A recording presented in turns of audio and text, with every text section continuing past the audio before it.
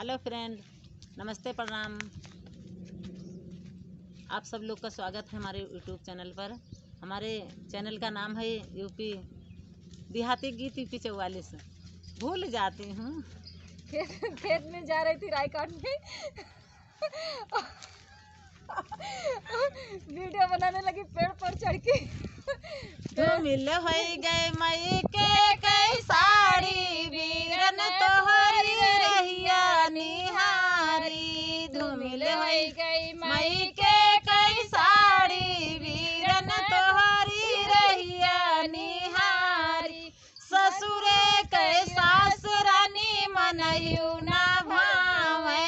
ससुरे कै सास रानी मनयू ना भावे। मई के कै मम्मिया है प्यारी वीरन तोहरी रहिया निहारी। मई के कै मम्मिया है प्यारी वीरन तोहरी रहिया निहारी। धूमिल हो गई मई के कई साड़ी वीरन तोहरी रहिया निहार। ससुरे कै जेठनी मनयू नहीं भावे।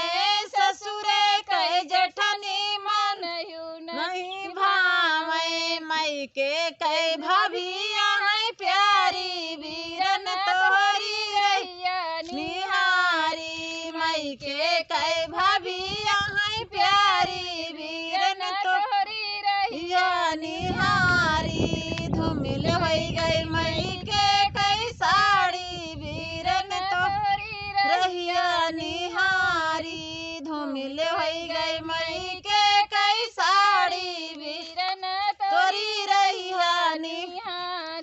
ससुरे कै ननद रानी मनयू ना भावे। ससुरे कै ननद रानी मनयू ना भावे। मई के कै बहनिया है प्यारी वीरन तोहरी रहिया निहारी।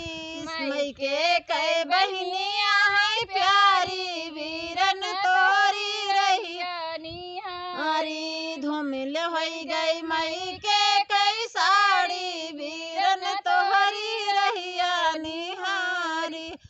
ससुरे कै देवरा मनयू नहीं भावे। ससुरे कै देवरा मनयू नहीं भावे। मई के कै भैया है प्यारा वीरन तोहरी रहिया निहारी। मई के कै भैया है प्यारा वीरन तोहरी रहिया निहारी। धूमिल हो गई मई के कई साड़ी वीरन तोहरी रहिया निहारी। हेलो फ्रेंड, मैं बाग में वीडियो बना रही हूँ। अच्छा लगेगा तो कमेंट करना, लाइक करना, शेयर करना और वीडियो बहुत लास्ट तक बने रहना।